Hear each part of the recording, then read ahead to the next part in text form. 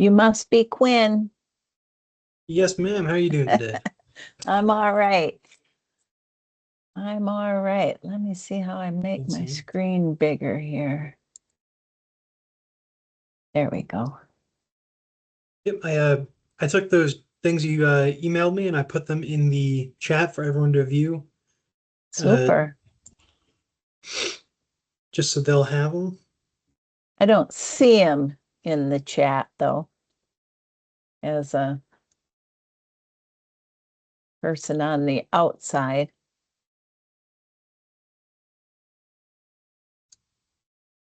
Let me see if I can resend them.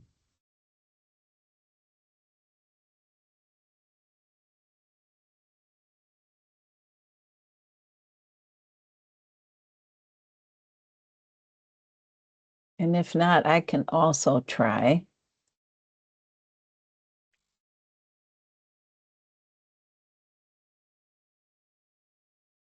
Sometimes technology just likes to. It does.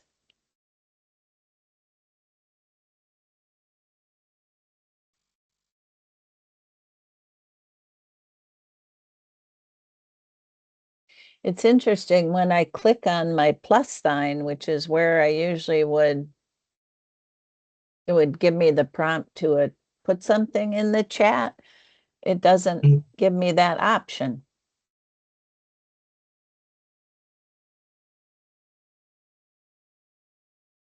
Interesting.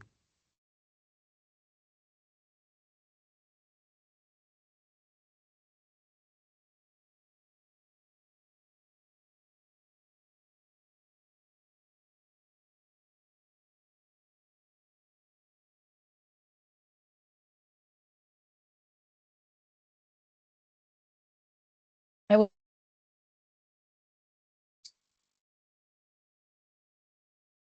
Yeah, it's not letting me do it right now either.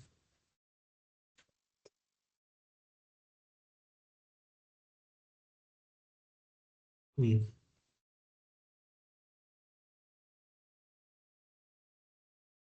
accidentally closed the whole program.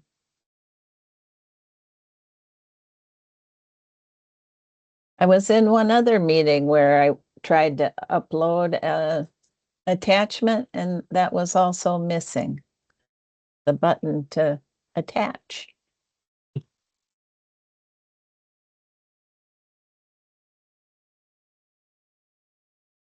Hmm. Would you be able to email it to the attendees afterwards? Uh, I don't have the email list though. Do you have the email list?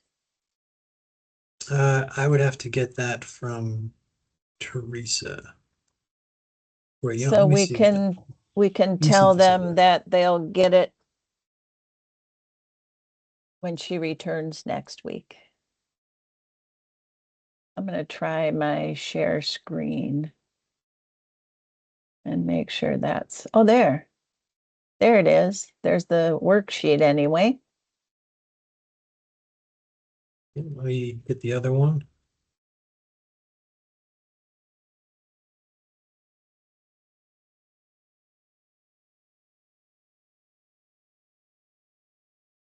There you go.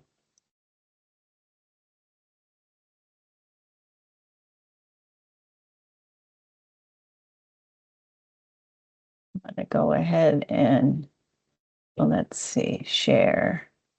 Do you mind if I put my PowerPoint opening slide up?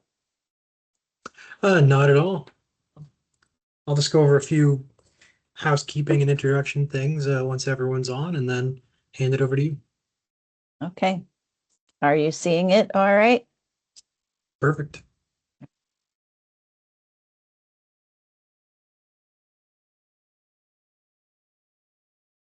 I never know where to put everybody's pictures, so it doesn't block my screen. Okay, I'm good. And if you would while I'm talking, I don't monitor the chat box, but if you see a question that I should answer like immediately, like if I'm talking about something on a slide, feel free to interrupt me and just say, hey, Kathy, you have a question on that here. Otherwise, if it's a question we can hold to the end, we'll take questions at the end. Sounds good.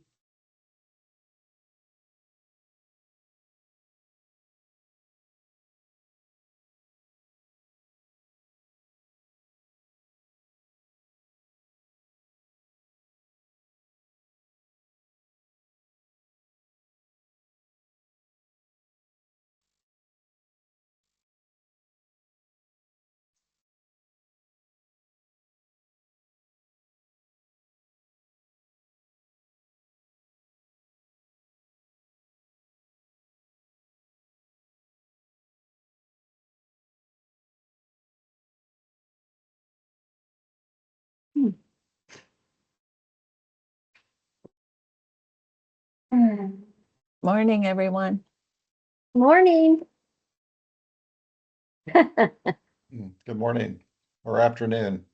Oh, that's right. It is afternoon. That's what happens when you have a meeting right before your webinars, right? You forget you didn't have lunch and still feels like morning then. Beautiful. And I am in the same time zone as you are, so I should have known it was afternoon.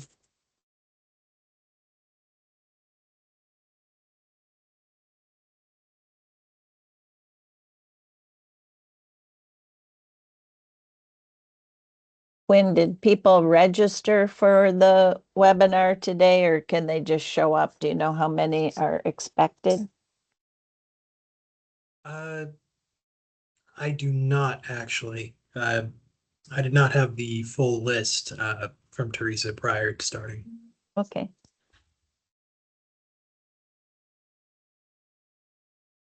You never know to start like right on time or give everybody a minute or so to get signed in. Yeah, I don't think it hurts to wait a minute after 1 o'clock. Mhm. Sounds good. Yeah.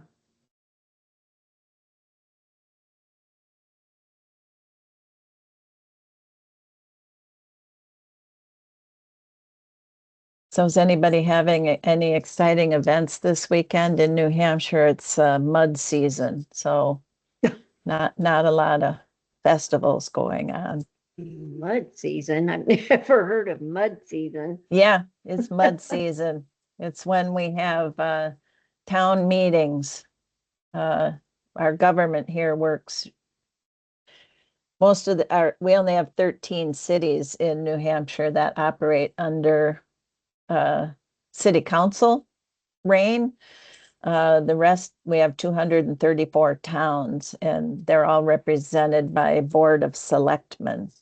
And so every year we show up in the gymnasium in March and vote on the town budget. And yeah, it's really kind of archaic, but there's also a school budget meeting. And then anything in a town, say we want to build a new high school or public library, it must pass by a 2/3 margin if we're going to bond for it. So you can imagine and it's only by the people who show up in the gymnasium to vote that day. Wow. So yeah, when we've tried to build a new library, it took us 4 years to get 2/3 of the voters to agree to it. But it's a very different kind of process here. And so March is town meeting and mud season. Goodness. Because the snow is sort of finally gone. We've had snow twice this week already, but Oh. things do turn muddy here. Yeah. We're Grew gonna up be a in the town 80s. outside of Boston, and they work the exact same way, where the whole town goes into the high school auditorium and votes on everything. Well, and if you're a Main Street program in New Hampshire, you would have to go to the town meeting and ask for your funding every year. And you do that by presenting a warrant article. And so if you want $30,000 for your Main Street program, you have to have a public meeting. And then, you show up at town meeting, you make your pitch, and everybody gets a yay or a nay card. And so they take a vote. And, if it's obvious that it's yay, it'll pass. If it's real close, then they have to stop and count. And yeah, so it can be a challenging process to get funding for things out here. Boy. Mm.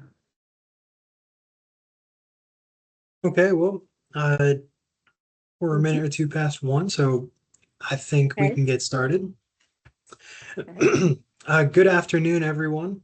Thank you for being here. My name is Quinn Proudler. I am the Community and Economic Development Program Manager over at Okra. I am filling in for Teresa Kamen. She is out this week. Omitting one more person. So I oversee several of our other strategic initiatives besides Main Street, but I help her out a little bit. So if you have any specific Okra questions, I can do my best, but for more nitty-gritty things, I would always refer you to Teresa. She's our resident expert on everything Main Street. Just some housekeeping things for this meeting. This webinar is being recorded for record purposes. All participants will be given a copy of that in the coming weeks, along with the meeting transcript. This meeting does count for your Main Street education credits, so you can make sure to mark that. And for the duration of this, please make sure that you have your cameras on if they are able to, and if you're able, and you can have your microphones off when not speaking, but if there's a question, then obviously turn the microphone on so we can hear you. With that, I will turn it over to Kathy and let her introduce herself, and she can take things from there. Great. Thanks a lot, Quinn. Let's see. How do I move my slides? For those of you who don't know who I am, I started my Main Street career in 1989 as a local Main Street executive director. And we won the Great American Main Street Award in 1996, which got me the job of starting the New Hampshire Main Street program. And I did that for almost 11 years. And now I'm at Main Street America. I'm almost at 19 years at Main Street America, and I'm currently Vice President of Main Street Programs. So I oversee all our field staff that comes out and provides training and technical services in the field, as well as our coordinating program. Indiana is one of 47 coordinating programs across the country, and I provide a lot of training and technical services to them. And so that all adds up to about 36 years of doing Main Street. My favorite things to do are board development, volunteer development, fundraising, also like the whole promotion aspect as well. A little more on housekeeping is as we go through the presentation, and Quinn has uploaded a PDF copy of my presentation and one of the worksheets I'm going to talk about, so be sure to download those. But if you have any questions, you can enter them in the chat box or raise your hand. Quinn will monitor those for me. If it's a question you want me to answer right away, I'd say raise your hand. If we can answer it at the end of the session, we'll do it then. So we'll get to all your questions, hopefully throughout. So one thing with all our Main Street programs that we all have in common is that even though your programs in your cities differ, the one thing we do have in common is that we rely on volunteers to get the job done. We just absolutely cannot do it with just hiring an executive director. We have to have the volunteers. And that starts with your board of directors. So today I'm going to talk about both the cultivating and engagement of your board, but also then how the committees get engaged, get lots of volunteers on them, how you keep them engaged and be successful with your program. So we did a recent survey on sort of the strengths of our leadership base in communities. And we really noted that the passion and dedication of people was really outstanding with executive directors and volunteer leaders. And they are really our, greatest resource. So a strength is that local Main Street executive director's ability to engage and bring people together. So that person you are paying, has their finger on the pulse of the whole organization and who's involved. They develop your collaborations and they help your organization stay on mission as well. And the board of directors also shares that collaborative spirit that represents the makeup of your community. They bring a variety of skill sets to your local efforts, and they support and empower the staff. And then the committees really reflect that community engagement piece that is so important. They help you create the vision for your downtown and create the projects that will help you reach your vision. And they also bring a lot of cool ideas and new energy to the organization, but maybe not quite as deeply involved as the board members. But we also found that there were challenges, as you can see by the graphic. We all have that challenge between what we're doing for work or as volunteers and then our real home life. But the challenges are developing that local leadership base, which is one of the reasons we're doing this webinar today, and supporting the retention of those people and then finding replacement people, those recruitment efforts that we're doing that will help sustain your organization over time. So staff has challenges in the ability to balance the workload and the time that they have in the day. I always say executive directors of local Main Street programs are your best volunteers because if they're part-time, they're usually giving you full-time hours, or if they're full-time, they are giving you hours beyond that. They're still working 50, 60 hours a week. So they're a great volunteer, but they also have they have a lot of responsibilities. And so organizing the volunteer base is one of those challenges. And boards are challenged in the active leadership, defining what the priorities are for the organization, supporting the program, and specifically in fundraising, and really knowing what board members' responsibilities are. It's not necessarily to be engaged in every project that you're doing, but to provide that overall leadership for the organizations. And the committees are rich in talent, but they have less time to give. And so they're challenged with, again, their responsibilities with their jobs and staying focused with the activities that are going to be most meaningful to you as an organization. So I want to recognize right off the bat that board members are superheroes. You're fierce advocates for your Main Street programs. We see that everywhere we go. It's because you commit your time and your money to support something you really believe in. You carry on when obstacles could slow you down, and when the going gets tough, Main Streeters really get creative. We saw that so much during the pandemic in how Main Street programs shifted their focus and really started supporting small businesses, and were even willing to give away part of their excess funding to support local businesses. And you know that things can be better in your downtown. Other people aren't paying attention to it at all. So you're involved for the greater good of the community. And that is, one of the reasons you are superheroes, and you have a big job to do. Just to mention too that Main Street is a twofold commitment, right? We're trying to create a sustainable district, changing that and making sure people see that we have vibrant businesses. It's a great place to be. We're bringing in new customers every day, and we have all the resources and volunteers we need. And then we want to make sure we're running an effective program, that we have a good staff, we have a good board, we have good committees. So just recognizing that we have two things that the board is working on: a healthy district, but also a healthy organization. And this is the power, of our network, that our tagline of nationally recognized, locally powered. You're the local revitalization organization there in the middle. You partner with your statewide program with Okra and the Indiana Main Street program, which are all supported by Main Street America. So when you talk to people about your program, about why they should volunteer, it's not just that you're a small nonprofit in your community, it's that you are part of a statewide initiative and you are part of a national movement. That should give you more credit, give you more credibility that you are following a model that has been proven to work across the country.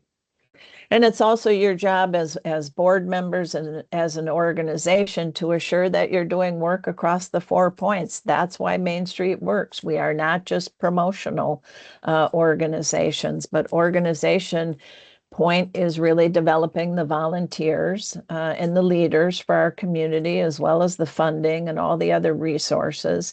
And then the other 4 points, promotion, design, and economic vitality. We want to see you have a balanced program, not just focused on one area.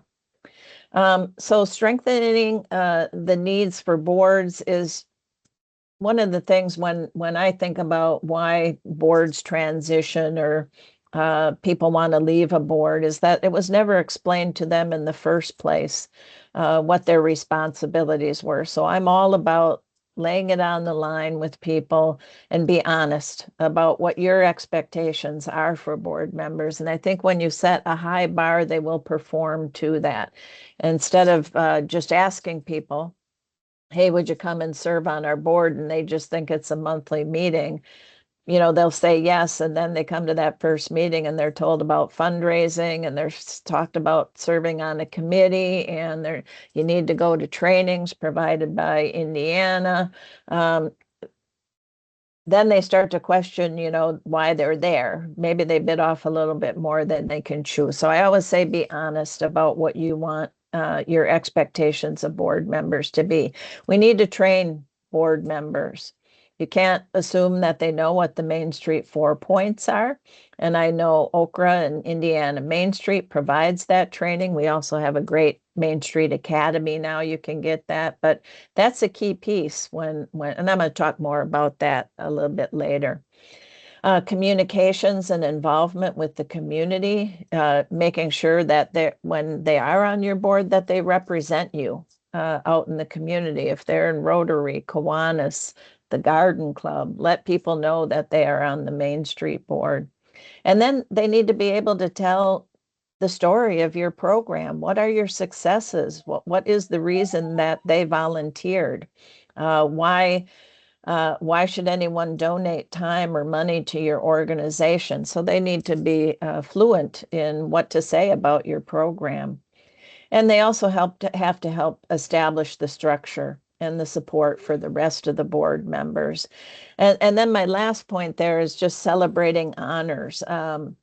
When I ran the New Hampshire Main Street program, I also had a tough time getting communities to apply for awards that we were giving away when I thought this is something you can hang your hat on and tout to the community and the press and say, you know, we were just recognized as the best public-private partnership in the whole state. And so even those that have applied for our Great American Main Street Award, celebrate those things.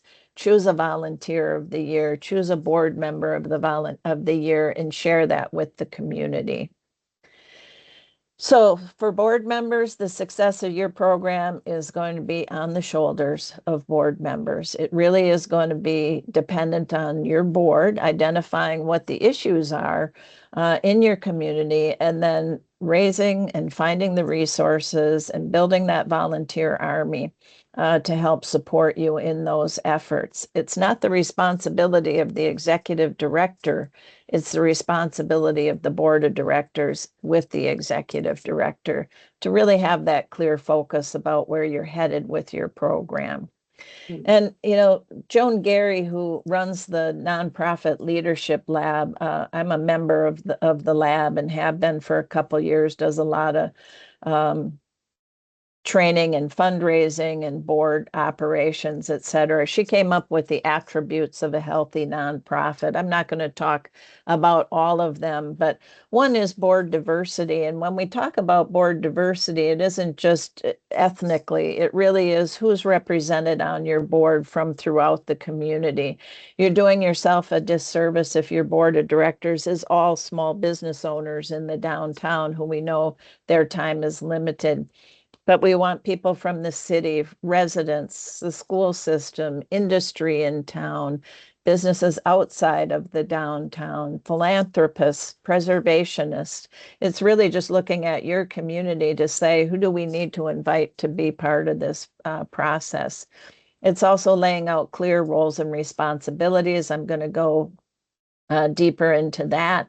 Your leadership relationships and how the board interact with each other and the committees, and just doing a performance review every year as well.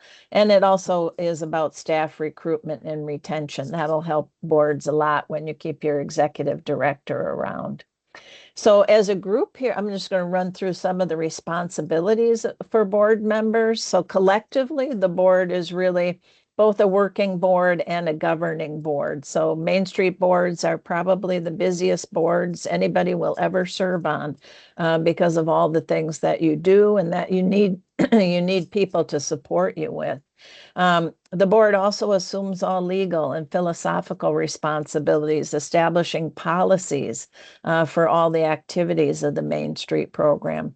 I believe, I'm not going into it in depth, but every organization should have a policy and procedure manual just to capture things that come up from time to time in your community that you need to set a policy on.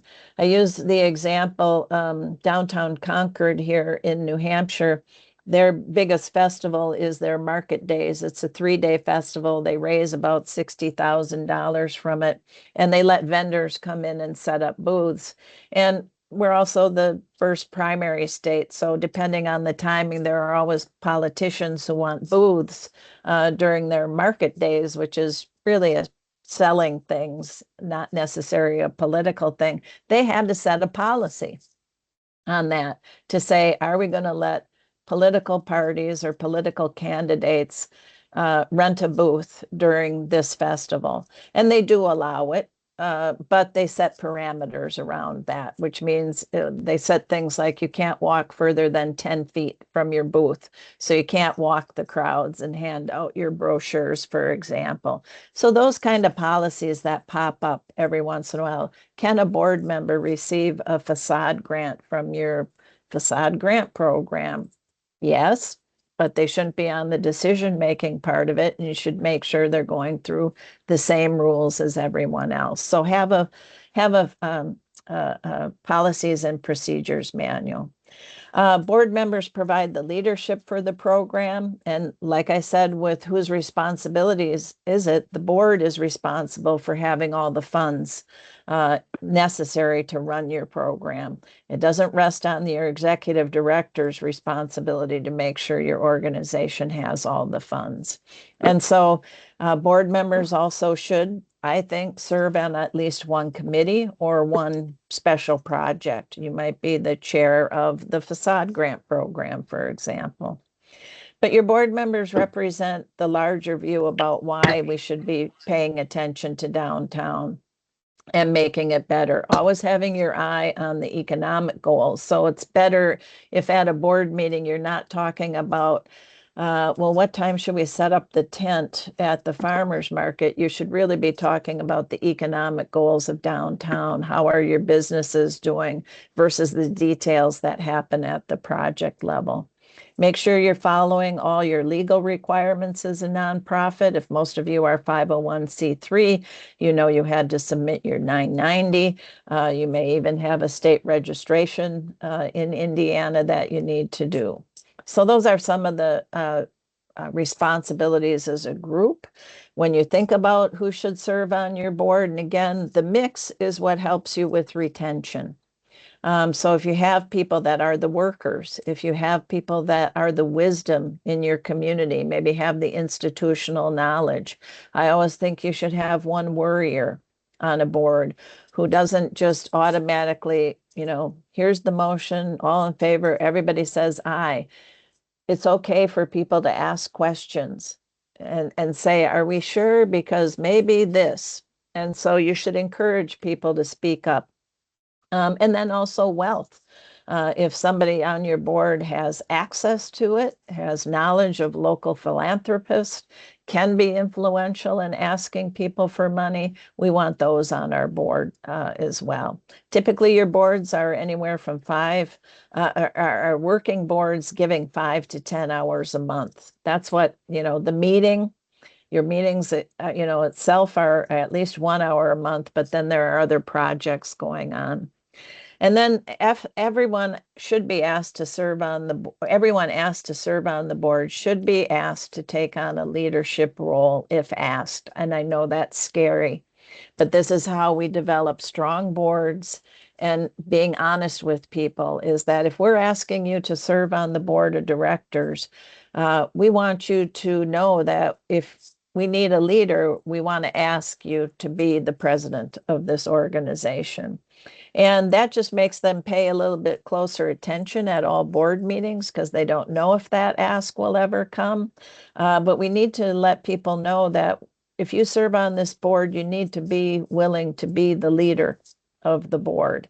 And I know some of your ex officio positions aren't going to be able to do that necessarily, but everybody else should be able to.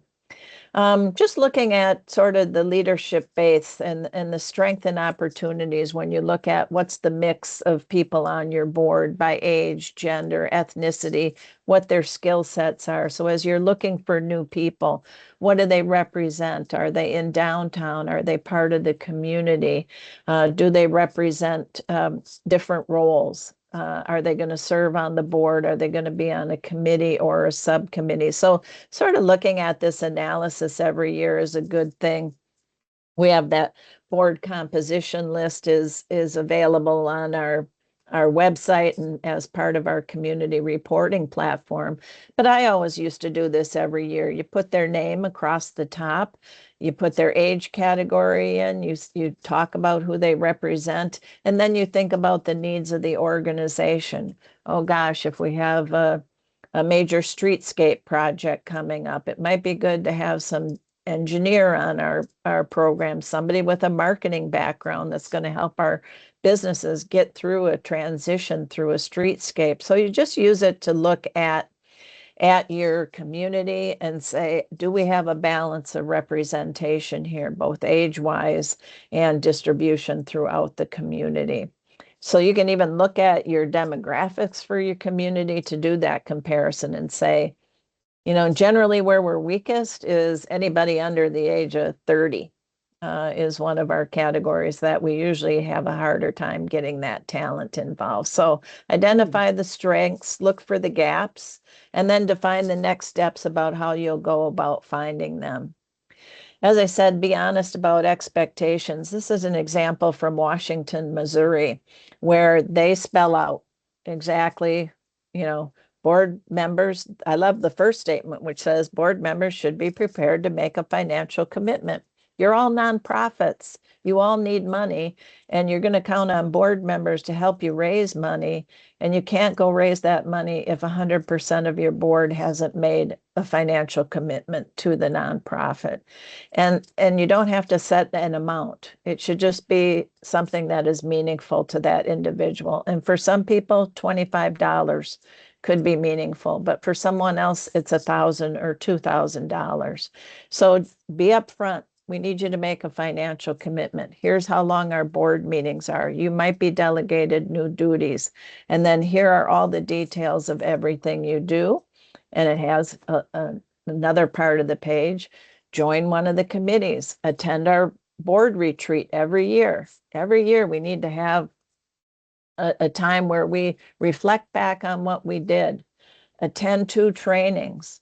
Learn about our activities, attend our regular meetings, attend membership meetings, be active in these activities, fundraising, member recruitment, volunteer development, make your contribution, stay informed about our organization. So every year at their annual meeting, They read through this again, they all agree on it, and every board member signs it. So I love, again, this is being upfront with people about what the job is. Another way to keep the board engaged is really, being prepared. Prepare in advance, make things interesting. So in between meetings, have activities for them where they're touching base with each other or they're touching base with staff.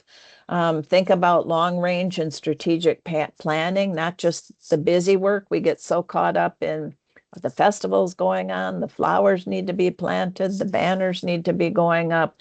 The board's job is to be more engaged with the long range and strategic planning and let the committees do that work. The other is leadership succession for both staff and board. Thinking about, we should have no more than 1/3 of our board rotating off annually. We should have leadership succession up to the presidency. That if you're nominated as an officer, if you're the vice chair or the vice president, it should be expected that you will move up into that position. Otherwise, it could create a leadership void. Be engaged in the network through Main Street America, through Indiana Main Street, and that policy development and crisis management, setting those policies. That is where we really need to have our board members' level of engagement, are thinking about the bigger policy issues. And again, when you are looking for new board members to come in, and we have the time to do that, I always feel bad for communities when they get to the end of the year and like 4 people rotate off and you only have 3 left and we're sort of in a panic mode. So we want to make sure we're always on top of looking for the people who can be valuable to our boards, that people who have ideas and are visionaries. So your executive director, somebody might be coming to them all the time and saying, I wish you would do this. I wish you would do that. Hey, you sound like you might be a good board member. You have a vision for downtown. So come on to the board. You want to make sure that they're dedicated and committed to this and not just have a single project they want to see done, but also inspiring others to take ownership of projects and initiatives that, you might lead one, but we still need somebody to be chair of the Christmas parade, or we need somebody to be in charge of the mural painting program. And I always believe that we have to be open to new ideas. And, it's not just the board members that have the best ideas for your downtown or your organization, is to be open to those and really listen to that. Be supportive to your staff, be good communicators and listeners, be informed and keep on learning. That's what this session is about today, but I know Indiana has provided a lot more. And once you do agree or take on a role, hold your end up on that. Do what you say and say what you're going to do. And then also be a good meeting facilitator. When I was a local executive director, my board chairs changed every year. It was a very good rotation cycle for us. But one time, my vice chair, who was an electrical contractor, and he usually came into our board meetings with dirty hands and in his work clothes. And I thought, gosh, I wonder how Ken's going to do as board chair.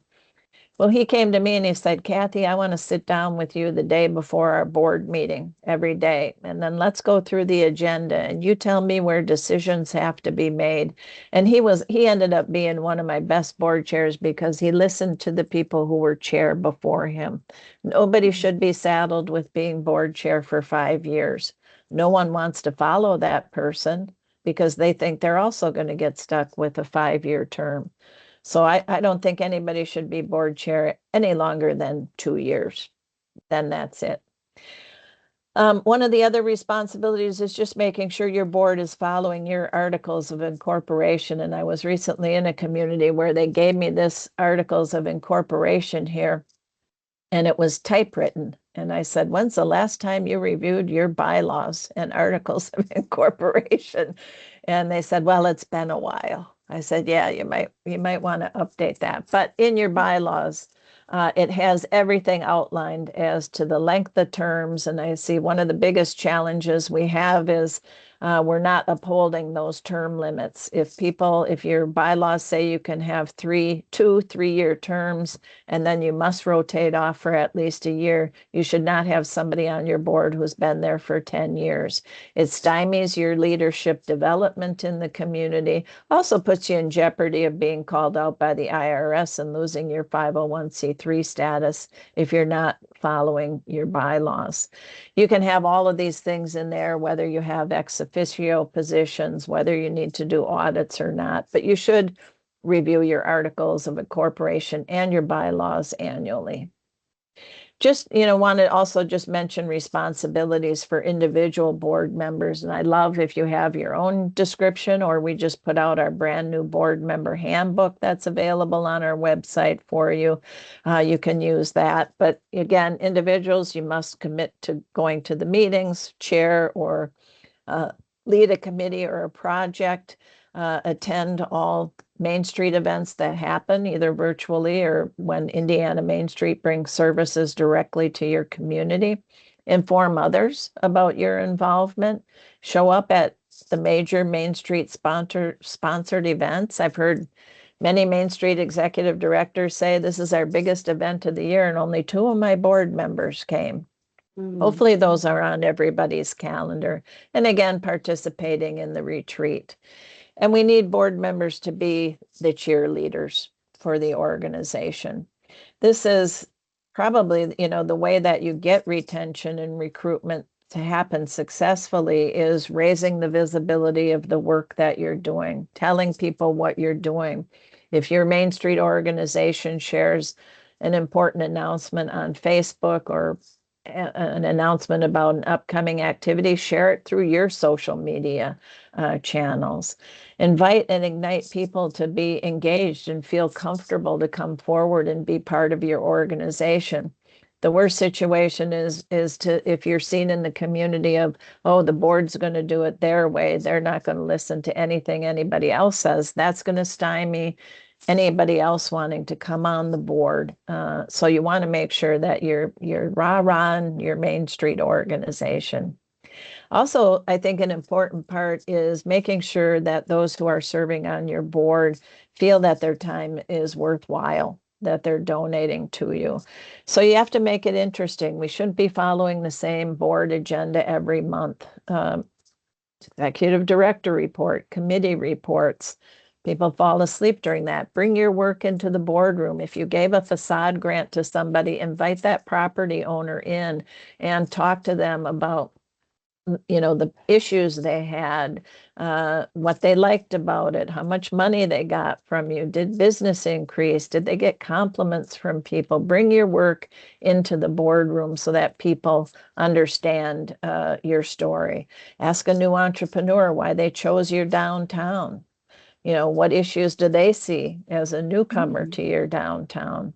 Ask a longtime funder or sponsor of an event to share why they have been giving to you for so long. And, honor them with some sort of special board meeting that you're having. Invite your Main Street coordinator to speak about the statewide program or things that are going on in the different regions in Indiana. Invite your mayor to come to the meeting, or invite any candidates for city council or the mayor to come in and give their ideas on what they would do to improve downtown. That way they know you're a legitimate organization and wants to hear from them, and they want to hear from you as well. And invite other Main Street or downtown professionals. There's a lot of Main Street connected programs in Indiana. Ask somebody to come and talk to you about how they're doing things in their community. We want to make Main Street a very engaging process for everybody. This is one way to make your meetings a little bit more interesting and really bring in the projects that you're working on, so we stop talking about what color are the banners that we're going to put up. Again, that's committee work. The board needs to be focused on outcomes, results, and having the information you need to brag about your program. Again, under the 4 points, you can also look to your partners as either people that will come on to your committees, people that could serve on your board of directors, maybe as as liaisons or ex officio people, but just thinking about all the work that you need to do across the 4 points with small business support, with getting your district looking, tip-top shape, bringing in lots of new people, and really organizing with volunteers, fundraising, and partnerships. So always remember the 4 points are part of the process of engaging people and getting them engaged in your program. There's a place for everybody, right? We shouldn't be hurting for volunteers or committee members. So in working with boards, this is a recap, and then I'm going to get into the committees, is confirm your expectations early on with them so that they know what they're going to be accountable for when they come onto your board. Meet with a purpose, make sure everybody's got the agenda well in advance, and highlight strategy. Focus on making sure our committees aren't working in silos, but if we're dreaming of our district to be an arts and culture district, economic vitality, what are you doing? Design, what did you accomplish this month? Promotion, organization, etc. Not get into the details of each project, but say, here's our strategy. What progress have we made on that? And then just again, regular communications. The board should be meeting monthly. The executive director can be meeting with the board chair monthly as well. And I also think individual board members should take the time to meet with the executive director as well. And just speaking of leadership transition, again, you want board members who are willing to lead, to step into a chair position if asked. And you cultivate people through projects, right? You find somebody who, the example I always use was my Christmas parade in Chippewa Falls.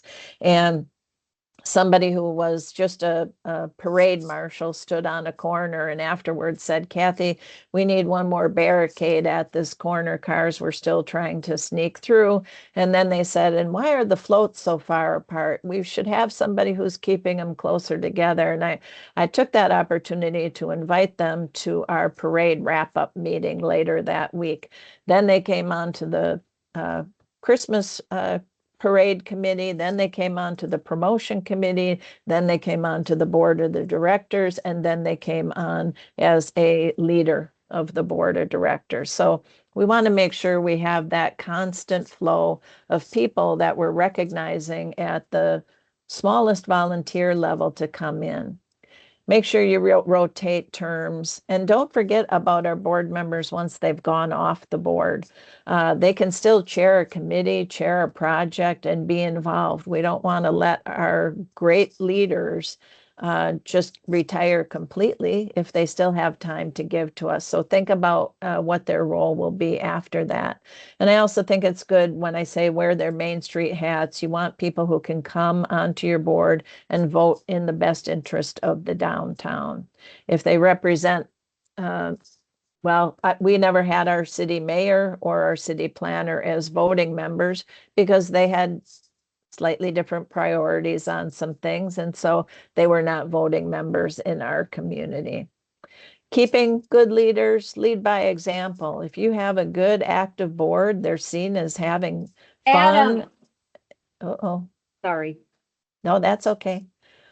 At least it wasn't me. But make sure that they're leading by example and making it prestigious to serve on the board, that they're maintaining relationships with the board members and that we're working together. Maybe you can put your phone on mute there. Sure. Just a second. You might also give scholarships to board members to either go to the National Main Street Conference or conferences in Indiana. And when people do leave the board or leave your committees, you might conduct exit interviews with them. Did they have a good experience? What was the best thing about serving on the board? Because you can use that as a marketing tool later. Again, how we keep good leaders, and I think we're all interested in that, is recognize the commitment that they've given, make it prestigious to serve, share their photos. When you elect your new board every year, put it out there through your social media, put it on your website, introduce them at your public events, have an award for Board Member of the Year. Have a feature photo in your annual report. And even Port Washington, Wisconsin had name tags. And I know a lot of people have T-shirts or shirts that board members wear that people get recognized as as leaders of your organization. Just a quick slide on fundraising because it's so important because we're going to transition into committees. Is just a reminder, it's the board's responsibility to make sure you have the money you need to operate your program. And usually when I do fundraising workshops, it's not that we're asking them all to go make 10 cold calls, but they might know connections. They could go on a call with someone else. They might lead a fundraising event that you do. And they might just go out and thank sponsors from the event that you just held. That means a lot to secure those sponsors for next year. So your org committee has a role in fundraising with developing the fundraising plan. The other committees have great fundraising opportunities as well through either sponsorships or getting sponsors for flower baskets or getting sponsors to support small business training. And the Main Street staff pulls it all together and supports fundraising at all those levels. I would encourage also when you're doing board development to use nominating committees. Again, do that assessment, find out who can serve a second term, whether they're interested again, prepare the slate of officers. And the last point is the one that I want to emphasize the most, which is try to create a waiting list of people ready to come on to your board, which was when my board held their first retreat. They said, we want a waiting list of people to serve on our board. And they brainstormed 12 people they thought would be good additions to our board. We reached out to those 12 people. 6 of them said, yes, I would love to serve on the Main Street board. And in like less than a month, we now had a waiting list of people who are ready to come on our board, who we were able to put on committees and in charge of projects while they were waiting their turn to come on the board. I already covered that. Sorry, that got in there twice. So now I want to talk about committees and why people volunteer. I love this T-shirt. I think it came from a town in Iowa that I got it at a fundraising auction, but it was the top 10 reasons I became a volunteer for fun things like free coffee and donuts, great people to work with, free time's overrated. I don't have to pay parking fines, I wish. But the number one reason they became a volunteer was because it's my downtown. But people sometimes volunteer out of obligation. Some people do have spare time. Some people, got a bad reputation and they're trying to improve it. Some people want to be in charge of projects, so they're power motivated. Some people are achievement motivated and they want to learn some new skill sets, something to put on their resume. And some want to be affiliated with your cause because it's a great organization, it's a great downtown, and it's a social outlet. So really thinking about committee roles is the committee is responsible for the overall goals of their committee, and then developing short range and long range projects, and then implementing those projects, and then empowering other people to work on the projects with you throughout that. So here's typically how committee structure works with your local programs. The board needs to be taking care of all the operational things, and then your program manager, executive director is there, the 4 committees, and then all the responsibilities that they have to do. We used to call it economic restructuring. Now it's economic vitality. I missed changing that. Committees are so important. They're really the backbone of your Main Street organization. It's how the board, when they set the overarching priorities for your downtown, gives that to the committees to implement. And it really provides the structure for where volunteers can become very actively engaged in your program and brings in key partners. And again, that's where you develop the leadership that will work its way up to the board of directors. So volunteer recruitment is hard. Recruiting committed, consistent, reliable committee volunteers is even harder. I know people feel like they don't have time for a monthly meeting. They might be project oriented, and some communities have had to, instead of saying, will you serve on my promotion committee, they will say, will you serve on the Christmas parade committee? Little less obligation. Just some basics, how appeal to special interest groups. Do you have schools, university, churches, civic organizations, even senior organizations? I found my best volunteers came from new people coming to town who are looking for a place to connect. So if you can connect with realtors at all, with who's moving into town and find out who those people are. If they don't find a church, or the church might be their first place, but Main Street is a good second place to come and become part of the social fabric in their community. How might you do it? Do speaking engagements. Every year, I spoke before every single civic organization in our community when I was an executive director. You can have recruitment workshops. You can have social gatherings. You can visit other social civic organizations as well. One of the attachments that I had put in the chat, or Quinn actually put in the chat for me, is this exercise sheet when we're thinking about attracting more volunteers to Main Street, is this worksheet. And I did it in a small town here in New Hampshire, Wilton, which is only about 3,500 people, and the board is 7 people strong. They all took time to fill out this form. So you work for about 10, 15 minutes thinking about somebody in your community who fits that line. Someone who you used to work with that you think would enjoy Main Street. Name someone you admire and respect who knows nothing about Main Street but ought to. Name someone you got services from. So everybody filled out this sheet. We put all the names up on the wall, and by the end of those 7 people, we had over 100 unique names on the wall, and we could then go through that list and identify where we thought they would fit within the organization. So instead of us saying we need more volunteers and we're not, but then we don't do anything about it, we all need to have a volunteer recruitment plan. It needs to be a project in your work plan that not just the executive director is in charge of, but thinking thoughtfully about where are we going to find not only the next volunteers, but the leaders for our organization. I just got this one out of the Biddeford, Maine newsletter that came out this week. They have River Jam coming up, and they ask specifically, here, you can be a partner, you can be a vendor, but we need volunteers. And then when you go to the volunteer thing, you can be a regular volunteer, which is a 3-hour commitment, or a volunteer lead that says, I'm willing to give you a half a day of my time. Be very specific about what you need out of volunteers, because that's where they start.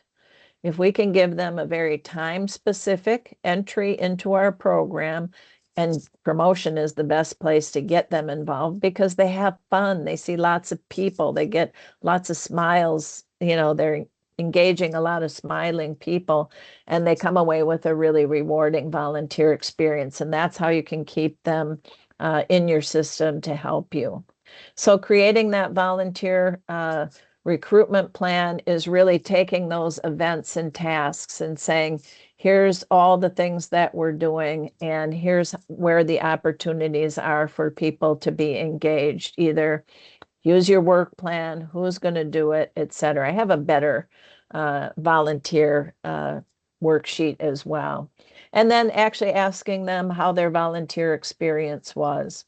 Whenever we did Earth Day, we always invited the Boy Scouts, the Girl Scouts, the environmental clubs, everybody to come. That was sort of the thing that they loved doing the most. So how do we know that they had a good time? How could we make their experience better? What was the best thing about it? Because all of those things become a marketing opportunity for you.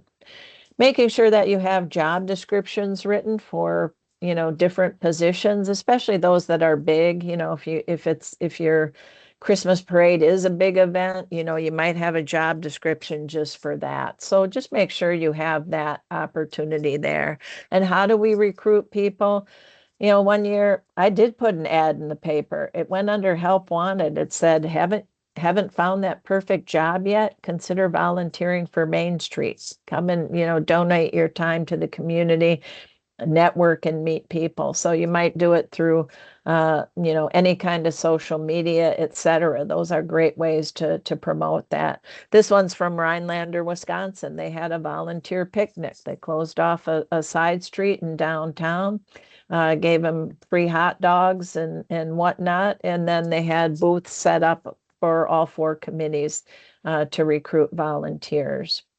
Again, these are the 4 points and all the opportunities for people to volunteer. And so when you're looking for new committee members and new volunteers, don't just say we need volunteers. Where do you need them specifically? Do you need help under public relations? Do you need somebody who is into historic preservation or small business support? And then think about the people that would help you get that job done. Here's the work plan that I prefer in task development, because if you're going to do any kind of event, you need to list every task that needs to be done. If you're putting on a 5K race, well, we have to, create the logo. We need to do press releases. We need to get swag bags collected. We need to have somebody start the run. We need somebody to mark the run. We need water stops. And you list all those activities and you can say, I need you from here to here. And then that gives you the ability to know exactly what you need for volunteers and committee assignments. So that's why we need work plans. That's why we require them. So the executive director, this is how they work with the committees, right? So we have that, we identified the volunteer, we went out and got them, we did orientation, we're tracking that volunteer and their experience, we're giving them feedback, and then we're giving them, we're doing volunteer retention with them. I've talked about this slide as well. The event task, become on the committee, become the committee chair, become a board member, become an executive committee member. That's what we hope people's volunteer experience will be like with us. And then lastly is just to thank your volunteers. At your annual meetings. I never ran an annual meeting. I always had my volunteer recognition, and in small letters, it said annual meeting, because people were more apt to come to my volunteer recognition dinner than to come to just a regular, what sounds like a boring meeting, annual meeting. So it was always a volunteer recognition dinner. And my volunteer dinners always had a theme. Everybody always got something free. These were the themes. You're the key to our success. So they got a keychain. You're the vision. Your vision is our guiding light, and they got a flashlight. You're looking at the reason for our success. We gave out mirrors with our logo on them, and we measure our success by you. And so we give them little tape measures. But we were able to award people, and we always did it in a funny way.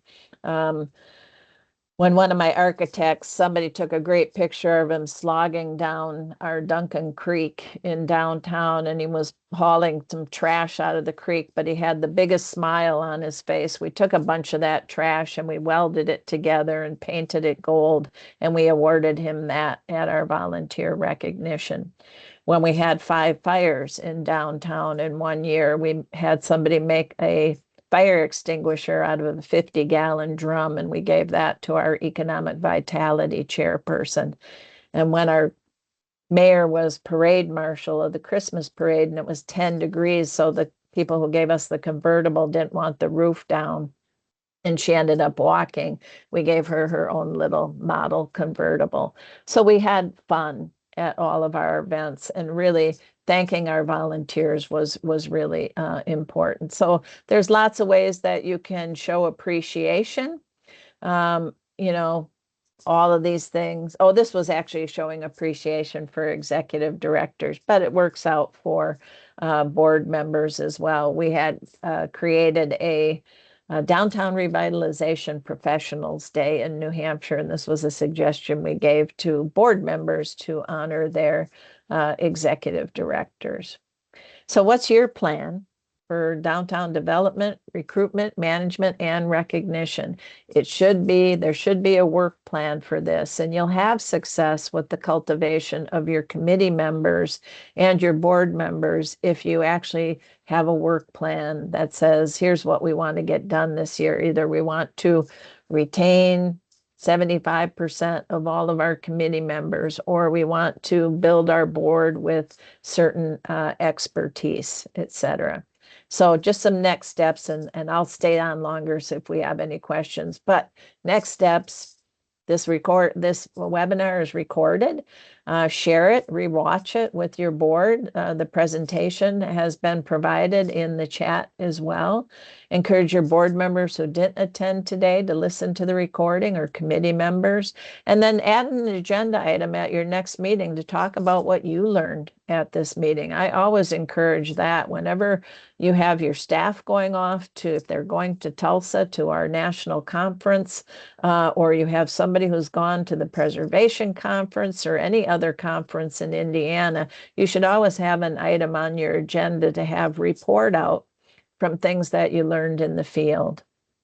But number one, keep up the great work, because I know you're all doing a tremendous job. And I look forward to seeing some of you in Tulsa in a couple of weeks. We'll be there for the conference. And now I'll stop sharing and see if there are any questions I can answer.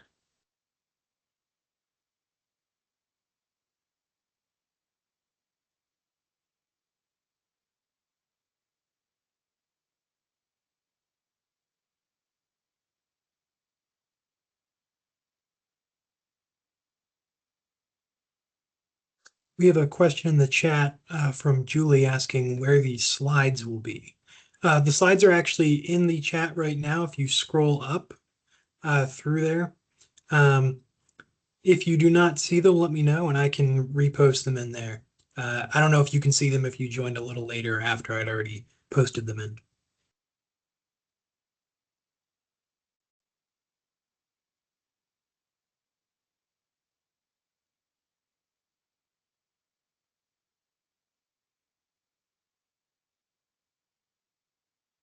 Okay, I can definitely repost those in there. Give me just a second.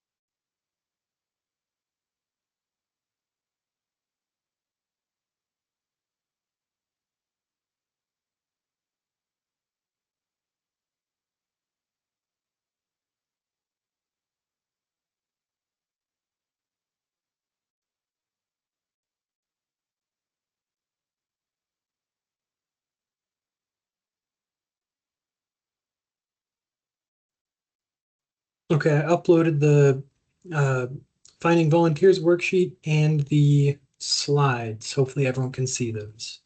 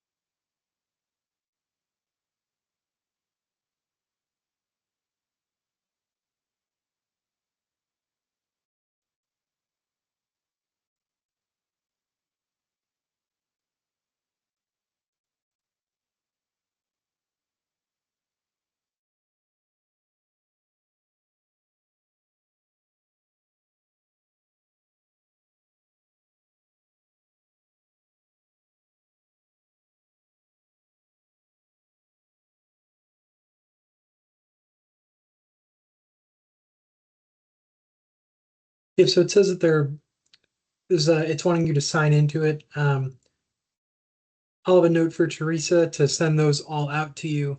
I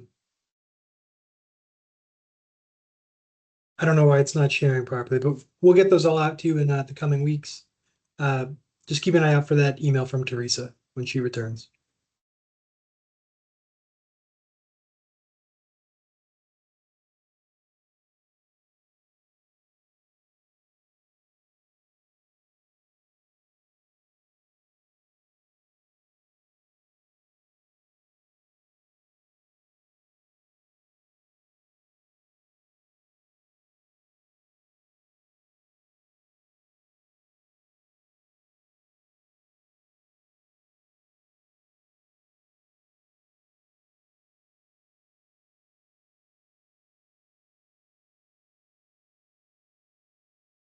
If there's any other questions, Kathy and I are here to help anyone. If not, I believe you're all free to go.